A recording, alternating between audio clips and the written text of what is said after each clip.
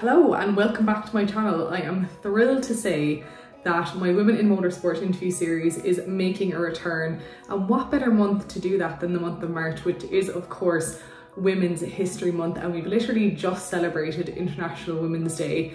And so I got a chance this week to speak with Saoirse Fitzpatrick, who is an Irish sim racer that has just won the global screen to speed competition in Las Vegas. It just happened on the 4th of March, the final, which she won. And we chatted about how you can get into sim racing, we chatted about what the competition was like, we chatted about the community, and lots more besides. So I hope you enjoy our conversation, and make sure that you give this video a like and subscribe to my channel. So Saoirse, tell me, what was this mad experience, or at least like I felt following it, it was a mad experience of being part of Screen to Speed as a competition, and I mean taking it all the way to the final in Vegas. That's absolutely huge. Yeah, you're right to describe it as mad, to be honest. It was a bit crazy to go kind of from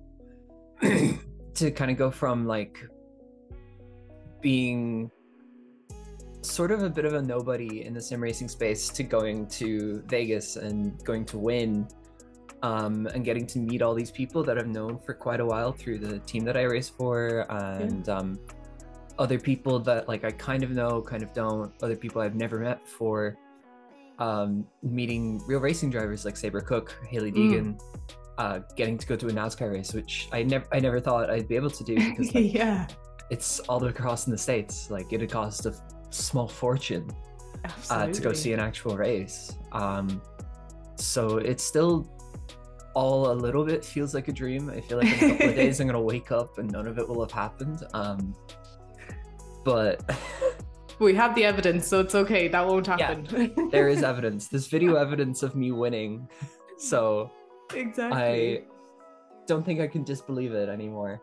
Absolutely. I mean, you mentioned, you know, some of the connections that you've had, where obviously sim racing is primarily virtual. And what was it like getting to meet those people in person? It must have been really cool to actually get to do that. Yeah, it was wonderful. It was kind of like, I mean, I'm sure you've probably met people on the internet that you didn't get to meet for like months, Absolutely. years. And it's always an amazing experience to be able to put like a person to the name and the voice and the words and stuff, and get to like talk to them and spend time with them like in person, because it's always different in a way, but it was amazing. It was like really, really incredible. That's awesome. I love that. As you say, even COVID aside, I think a lot of us have been through that experience where we've spent time virtually with people, and then getting to meet them and get that real connection is awesome. What would you say were kind of some of the biggest challenges along the way? Obviously the competition kind of had multiple different stages where you know had to essentially like prove your skills. What would you say was the biggest challenge as part of it? The biggest challenge I would say was like really dragging down the time in the qualifying, because like some of us got to the qualifying kind of early, on, before it was really started to get pushed. Like I started doing qualifying laps in December, I think, and a lot of people would probably have only started in like January or February. So me and a couple of other drivers had months to like really refine the lap, and we kept coming across like, oh, we think this time is kind of like the quickest you could possibly go, and then one of us would break it and we'd all be like, wow, okay. And it kept going lower and lower. And one of the girls, the girl that came second in the feature, I was convinced that like a 48.1, sorry, it was like kind of the limit of what a person could do. She did a 48 flat. Wow. And had a lap that was on for a 47.9.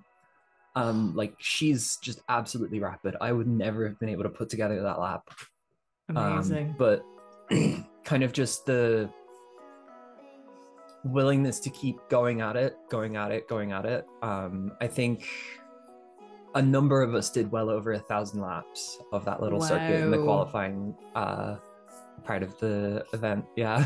It was Amazing. a I mean, lot of work. that's, yeah, those are the kind of hours that you hear like Formula One drivers putting in on a sim. Like that's Yeah. incredible. Fair play. I think that that lap haunts you in your sleep, I'd say.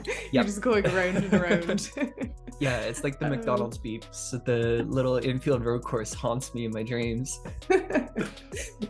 and what would you say was the highlight? I mean, you know, obviously winning that amazing prize, as you say, was Mhm. amazing, and then you had the chance to go to the NASCAR race. Like, what was your absolute moment where I think a lot of it, as you kind of mentioned, was probably pinch me, but like, what was the Yeah. biggest one of those for you? Um, like the absolute highlight, I think, was, well, like, of course it has to be like winning and like actually coming across the line at last, because I think I said to a couple of people that it was like the longest 20 laps of my life. And it's like it's a short lap and it still felt like an absolute eternity just Yeah. to be like in front, staring at the relative, making sure that I'm not dropping back too far, not getting too far ahead because I didn't want to push too much. Um, and I distinctly remember like 3 laps to go, coming around the last corner. I was like, okay, Saoirse, calm down. You can celebrate when you get to turn one after the checkered flag.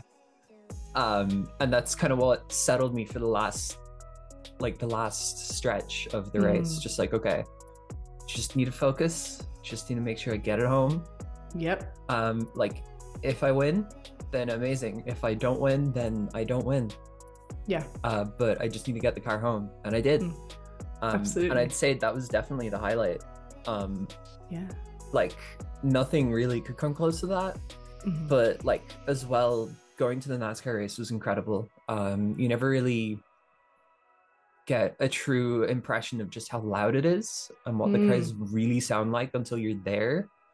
And I think on the Saturday night, when the truck race was on, sorry, no, Friday night when the truck race was on, I was standing up in the neon garage and the trucks were coming around into turn one. And I was kind of just standing there with a big stupid grin on my face because I was like, this is amazing. I get why people go to these races now.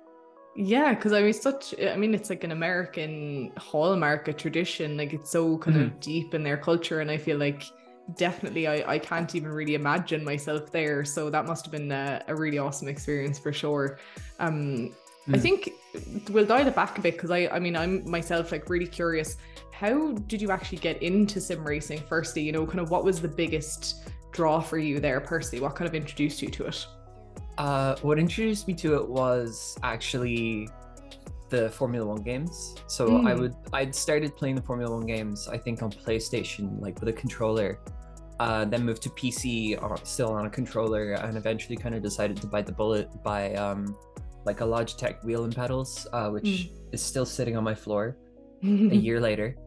Um, I need to sell it at some stage, but I eventually got the wheel and pedals, kept playing the F1 games. Then I started like, because I was watching like some sim racing YouTubers, and I was like, oh, I'll get Dirt Rally. Really enjoyed that. I was starting to get like more interested in the simulator aspects, and I think because iRacing is a subscription service, I think I got Assetto Corsa first, which is like just a game you buy it once, you've got it forever. Mhm. And then eventually, I think about 4 years ago, 3 years ago, 4 years ago, when I finally got a job when I was 17, then I started to get into iRacing. And it's kind of been an upward trajectory ever since. I don't actually have a rig, though. I have a wheel bolted to an IKEA desk. Wow. Okay, DIY. I love it. Yeah.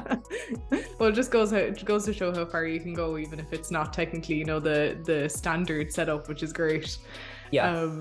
Like you say, you've kind of been doing this now for a couple of years. I would say maybe longer than Mhm. most people have even been aware that sim racing is as big as it is. What are your Yeah. kind of plans moving forward now that you do have this win under your belt? Like, is there a goal behind this, or is it really just like all about the enjoyment kind of aspect of it for you?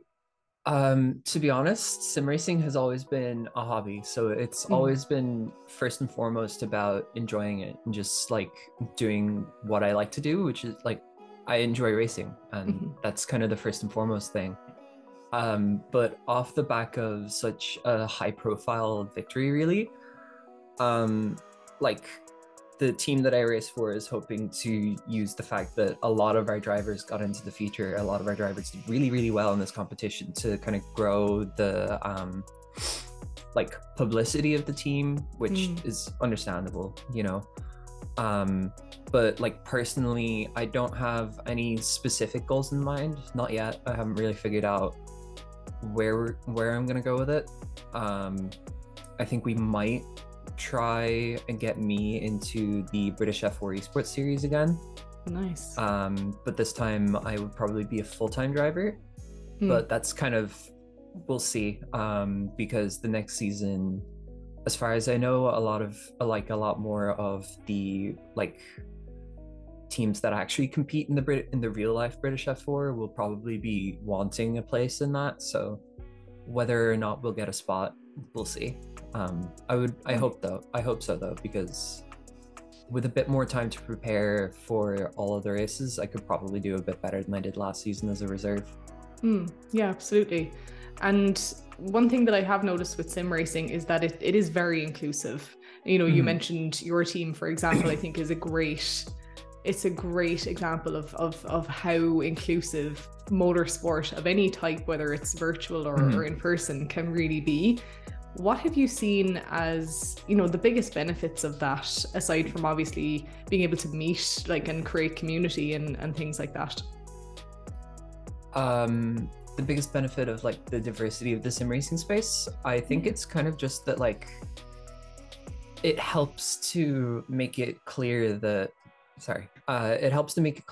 like an open space that like anyone can get into this hobby and anyone can get into like racing and sim racing. And like, as you say, like the team that I race for, which is Prismatic Motorsports, we're a team specifically buy-in for trans people within the sim racing space. And like we're, as far as I know, the only team like that. We're the only team that's kind of like just trans people. But even then, like we've basically been welcomed with open arms everywhere we've went. Everyone has been like super supportive of us, and if there's been a case where somebody says or does something that's like not particularly supportive, it's typically dealt with very, very well. And that just goes to show that like the space, while it still obviously has problems, like there's still a lot of misogyny in sim racing, and probably still quite a lot of racism and transphobia and homophobia, but that's always going to be the case with gaming, and all we can do is work to like reduce that and reduce the prevalence of it. And I think honestly sim racing is a lot better for that than most of online gaming, in terms of like how welcoming people are of difference, because at the end of the day we're all driving cars around in circles. It doesn't really matter where you're from or what the color of your skin is. Like we're all here to have fun, we're all here to give each other respect and be respected in turn. So I'm really glad that it is like typically a very, very accepting space. Absolutely. And I think it sets a great precedent as well for other types of motorsport, because I mean, I spend a lot of time on F1 Twitter, and you know, I know from races last year even, there were some awful stories came out about the way women, particularly young women, were treated at some of the races, and you know, you don't want to see that anywhere. And I think if we can take fantastic examples from other areas of motorsport, like how you mentioned that sim racing is kind of a more accepting space, I think we should absolutely be doing that and talking about it, you know, making sure that people are aware of that as well. Because my next question was going to be, if someone was watching this and they're kind of thinking, oh, I'm interested, but I'm not really sure how to get started, or I don't know if I where would I fit in? Can I find kind of my people here? What kind of advice would you give someone looking to start out in sim racing?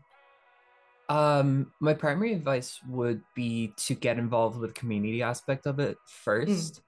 Talk to people in like that are already into sim racing, and if like, and I wouldn't suggest going straight to iRacing. I would suggest something a bit more cheaper, a bit more user friendly, to just figure out if you like enjoy driving a race car around a track. Like even if you just enjoy hot lapping, you're probably going to enjoy racing too.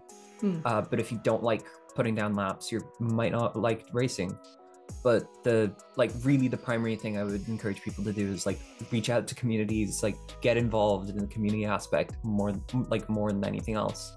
Because for a long time I just did sim racing on my own, and like it can get pretty lonely if you don't have like friends to run team events with, or just friends to talk to about sim racing and motorsports. And like I think that's one of the most powerful things about sim racing, is it can connect people from all over the place. Yeah. With this like single individual hobby that we all share. So the community aspect is definitely the most important. Like places like the iRacing forums, if you want to get into iRacing, Assetto Corsa and ACC probably all have their own subreddits. Sim Racing, as far as I know, has its own subreddit as well. Twitter is a good one as well. There's a lot of people into sim racing there. You could follow league Twitters and like interact and get involved with those leagues, or get involved with the people that run them or the people that like take part in them. You could follow sim racing teams. There's a lot of great sim racing teams out there. Like there's my team, Prismatic Motorsports. There's other teams like United Sim Team, who also had a number of drivers in Screen to Speed. There's a lot of great people in this space, and there's a lot of people that will like accept newbies to sim racing with open arms and like show you the ropes, so to say, and like help you out with finding where you sit in the community. I think that's a really important point, because I think often many areas of motorsport, there's a lot of gatekeeping that happens, right? So I think that's a possible option for someone who is maybe afraid of running into that and isn't kind of sure how it's going to affect them or whether they would be blocked. I think that's a great point to make about sim racing, and kind of one of the biggest benefits, really, I guess. Great. So I always do a 5-round finisher with each of my guests. So we're going to do quick 5 questions. You can give me 1-2 word answers, and then I always ask the same question for my last one to every guest. So we'll get into it. If you could compete in a sim race against any current professional racing driver, who would you choose to challenge? Well, that's a good question. I guess I'll go for 2. One that I would probably get trounced by, and one that I could maybe potentially compete against. Fair, yeah. I mean, so Lewis Hamilton obviously would just run rings around me. He's arguably the greatest driver of all time in Formula One. And then someone I could potentially compete with, Ireland's own Max Hart. Love that. Excellent. Call out for the Irish drivers. I like it. Yeah. What would be your dream track to visit as a spectator for any type of motorsport? I mean, for NASCAR, I'd kind of always envisioned myself going to like Martinsville or Bristol for a first race. They're both short tracks. But for Formula One, probably Spa-Francorchamps. Absolutely, it's a classic. I would love to go there, and the scenery as well is just absolutely amazing. Gorgeous scenery. Yeah, stunning. Do you prefer traveling or staying at home? To be honest, I prefer staying at home. Traveling 17 hours on planes is exhausting. Yes, yeah, in recent memory you've just done it, so it's probably you're still processing. Absolutely. And then who would you say is your most inspiring woman in motorsport? To be honest, I think Charlie Martin, purely because as a fellow trans woman, she must face like quite a lot of barriers in motorsports and getting sponsorship, getting seats, like fighting against discrimination, and like kind of the dual pronged thing of transphobia and misogyny at the same time. And still to get through all that and still like be a professional racing driver is really inspiring to me personally, because that is a lot of stuff that I would have to deal with if I was going to get into motorsports. Yeah, I love that, because if you can't see it, you can't be it, right? We hear that all the time, and it's great that we now have examples of people, as you say, who are persevering through all that and still managing to essentially pursue their dream. It's all I imagine there's so much passion that has to go into that as well. Brilliant. And then last one, random question, but I love asking it. If you could be any cartoon character from your childhood for a day, who would you choose to be? I've been trying to, I don't know. I think maybe Marceline from Adventure Time. Nice. Flying would be being able to fly would be pretty cool. Absolutely. And that bass and the fashion sense, incredible. Yes, excellent combo there. I love it. I love it. Saoirse, look, thank you so much for joining me today. It's been an absolute pleasure talking to you. And look, thank you and congratulations and very best of luck with everything that you do next.